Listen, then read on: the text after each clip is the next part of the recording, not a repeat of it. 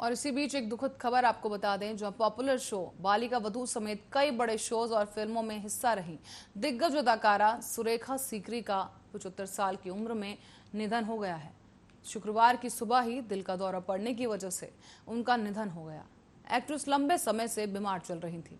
2020 में सुरेखा सीकरी को दूसरी बार ब्रेन स्ट्रोक आया था। तभी से उनकी तबीयत खराब चल रही थी। साथ ही आपको बता दें कि 2018 में सुरेखा सीकरी को पैरालाइटिक स्ट्रोक आया था।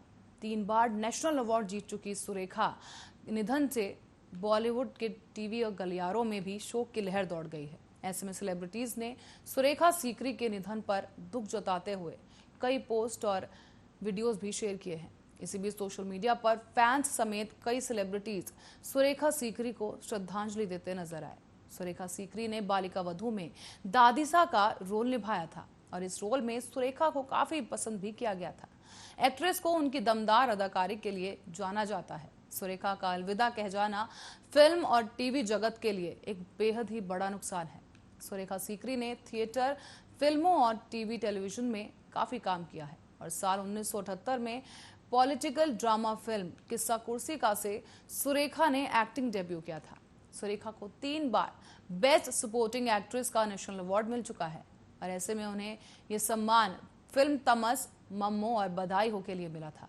नेशनल अवार्ड के अलावा सुरेखा ने एक फिल्म फेयर अवार्ड, एक स्क्रीन अवार्ड और 6 इंडियन टेलीविजन अकेडमी अवार्ड्स भी जीते थे।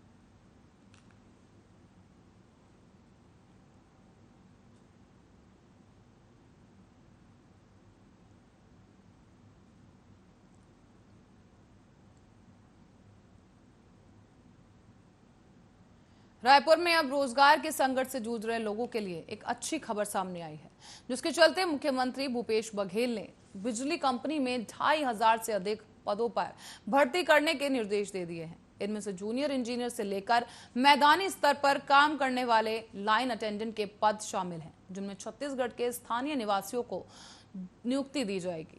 छत्तीसगढ़ राज्य बनने के बाद पावर कंपनी में पहली बार इतनी बड़ी संख्या में एक मुश्त भर्ती के निर्देश जारी किए गए हैं।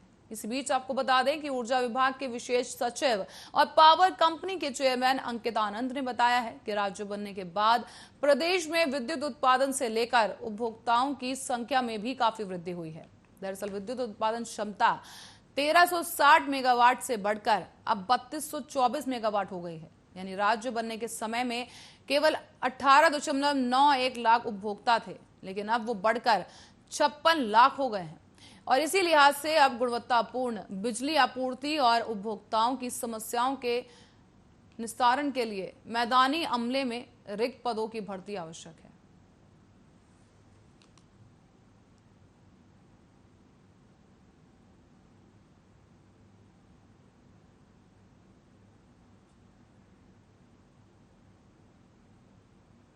और देश में करीब पिछले 15 दिनों से कोरोना संक्रमण की स्थिति ज्यों की त्यों बनी हुई है।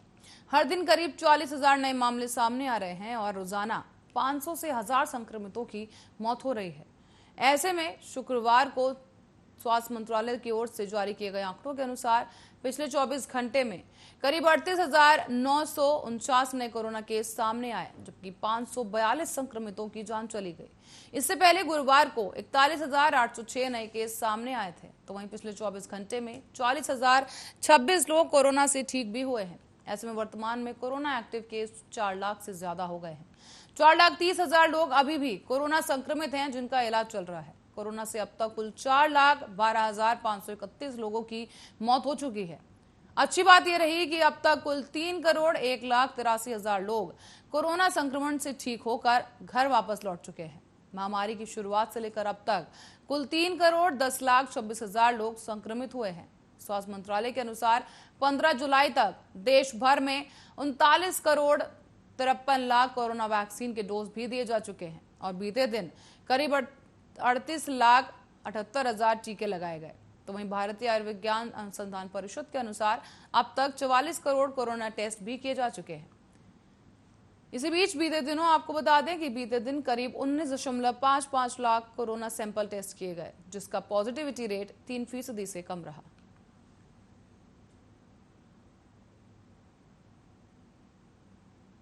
और एमपी के पूर्व मुख्यमंत्री कमलनाथ को कांग्रेस के केंद्रीय संगठन में एक बड़ी जिम्मेदारी दिए जाने पर चर्चाएं चल रही हैं।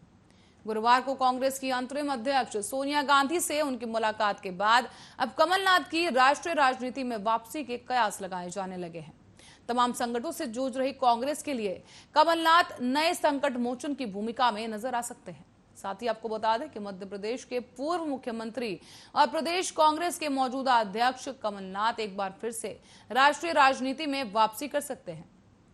गुरुवार को कांग्रेस के अंतरिम अध्यक्ष सोनिया गांधी से उनकी मुलाकात के बाद अब ऐसी अटकलें तेज हो गई हैं।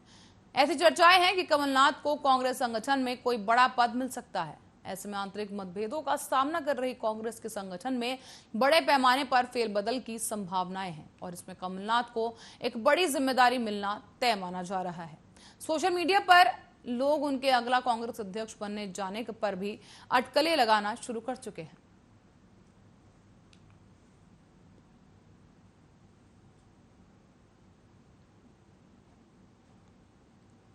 मध्य प्रदेश के सीएम शिवराज सिंह चौहान की गोद ली गई 3 बेटियों की आज शादी हुई है। सीएम खुद अपनी पत्नी के साथ कन्यादान करने पहुंचे और इसी के लिए सीएम शिवराज सिंह चौहान विदिशा पहुंच गए हैं। बता दें कि बेटियों की शादी के दिन ही सीएम मीडिया से बात करते हुए काफी भावुक नजर आए। उन्होंने बताया कि इन तीनों को 1.5 साल से 2 साल की उम्र में उन्होंने गोद लिया था और इसके बाद से ही विदिशा के आश्रम में इन बच्चों को रखा गया था। साथ ही सीएम ने बताया कि हमसे ज्यादा इन बच्चों का ध्यान उनकी पत्नी ने रखा है।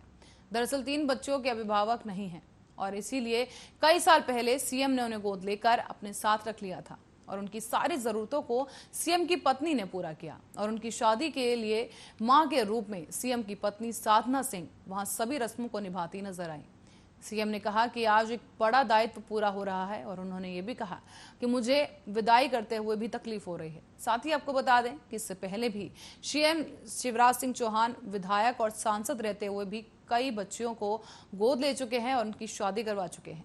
साथ ही प्रदेश में मुख्यमंत्री कन्यादान योजना भी शुरू की गई। इसके अलावा लाडली लक्ष्मी योजना को भी सीएम शिवराज ने शुरू किया है।